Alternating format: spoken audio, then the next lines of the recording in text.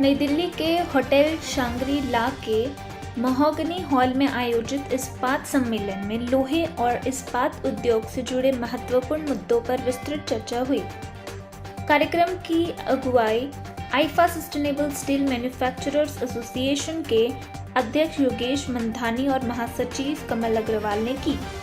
बता दें कि सत्र की शुरुआत हरित इस्पात प्रमाण पत्र वितरण के साथ हुई, जिसे केंद्रीय इस्पात मंत्रालय के संयुक्त सचिव वीके त्रिपाठी, एनआईएसएसटी निदेशक परमजीत सिंह और आईफा अध्यक्ष योगेश मंधानी ने संयुक्त रूप से प्रदान किया। इस दौरान कई इस्पात संस्थानों को पर्यावरण अनुकूल उत्पादन और उत्कृष्ट योगदान के लिए सम्मानित किया गया। सम्मेलन में वीके त्रिपाठी ने गौण इस्पात क्षेत्र की बढ़ती भूमिका, ऊर्जा संरक्षण, प्रदूषण नियंत्रण और तकनीकी उन्नति की आवश्यकता पर जोर दिया। उन्होंने उद्योगों को नई तकनीकों को अपनाते हुए वैश्विक प्रतिस्पर्धा में आगे बढ़ने का आह्वान किया। कर विशेषज्ञ विमल जैन ने परामर्श और कर व्यवस्था पर प्रस्तुति दी। उन्होंने वर्तमान कर ढांचे, उद्योग की चुनौतियों और समाधान पर विस्तार से जानकारी देते हुए समयबद्ध अनुपालन की आवश्यकता बताई। आईफा महासचिव कमल अग्रवाल ने सभी अतिथियों और प्रतिनिधियों का आभार व्यक्त करते हुए कहा कि संगठन उद्योग विकास, संवाद और शोध के लिए निरंतर कार्य करता रहेगा। आईफा स्टीलेक्स में जो ग्रीनरी इन्वेंट हो रही है, इसके बारे में क्या कुछ बताना चाहेंगे आप? कितना इम्पोर्टेंट है ये आज के पॉल्यूशन वाली चीज़ों को देखते हुए? ये तो जो यूएनएफसीसी का कन्वेंशन हुआ था, उसमें COP26 में अपने प्राइम मिनिस्टर ने ही एक प्रॉमिस किया था कि हम लोग 2070 तक नेट जीरो हो जाएंगे। तो इसमें डिसाइड ये हुआ था कि हिंदुस्तान, क्योंकि पर कैपिटा उसका एमिशन काफ़ी कम है, वर्ल्ड एवरेज से ऑलमोस्ट 1/3 है, तो हम लोग 2070 तक का एक टाइम लिया गया था कि तब तक नेट जीरो होएंगे। उसमें कुछ इंडस्ट्रीज हैं जो जिससे एमिशन काफ़ी ज़्यादा होता है, उसमें स्टील एक है, तो स्टील के लिए बहुत ज़्यादा फोकस है और सेकेंडरी स्टील इसमें काफ़ी काम कर रहा है। तो ये ओवरऑल कंट्री के लिए जो टारगेट है उसको पूरा करने में बहुत ज़्यादा सपोर्ट करेंगे। आईफा का हमने मतलब आईफा स्टीलेक्स पे बहुत ज़्यादा नाम सुना और ये हर समय कुछ ना कुछ करता रहता है स्टील के चीज़ों में, प्रोडक्ट के लिए। तो क्या लगता है ऐसे में इस कंपनी का और कितना फ्यूचर में क्या क्या ग्रोथ है?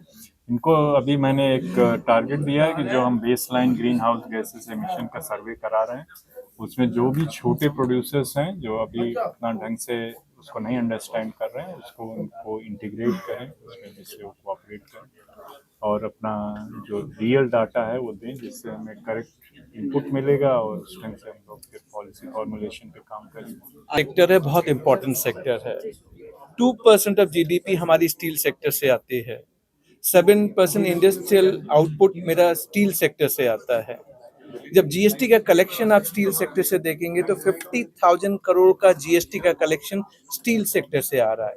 डायरेक्ट एम्प्लॉयमेंट 6 लाख लोग, इनडायरेक्ट एम्प्लॉयमेंट 20 लाख लोग स्टील सेक्टर से आ रहे हैं। जब हमारे ऑनरेबल प्राइम मिनिस्टर और फिनेंस मिनिस्टर इंफ्रास्ट्रक्चर की बात करते हैं, जहां पे 11 लाख करोड़ का बजट है इस यूनियन बजट में, आप स्टील के बिना सोच भी नहीं सकते। Steel is the basic raw material, चाहे वो कंस्ट्रक्शन हो, रेलवे हो, एयरपोर्ट हो, एविएशन हो, आपका ऑटोमोबाइल हो, आप कुछ भी उठा लीजिए, यानी रॉ मटेरियल अगर देखें तो steel is the raw material. तो आज हमने जो डिस्कस किया कि स्टील सेक्टर 2030 तक जो हम टारगेट लेके चल रहे हैं 300 मिलियन टन, इसको 400 मिलियन टन कैसे बनाया जाए। आज जीडीपी हमारा 6.5% से ग्रो कर रहा है, बट स्टील सेक्टर की ग्रोथ उससे कहीं ज्यादा है।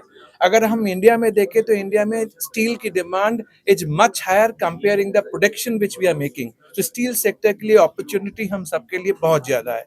जो हमने मेन इशू आज जॉइंट सेक्रेटरी साहब से कन्वे किया कि स्टील सेक्टर में जब हम सेकेंडरी स्टील की बात करते हैं तो मेटल स्क्रैप एक बेसिक रॉ मटेरियल है, जिसके ऊपर जीएसटी में इश्यूज हैं। इश्यूज क्या है कि मेटल स्क्रैप जो सप्लायर है, हम उसको पेमेंट करते हैं, बायर जो होता है उसको पेमेंट करते हैं, और वो कई बार गवर्नमेंट को जमा नहीं कराता।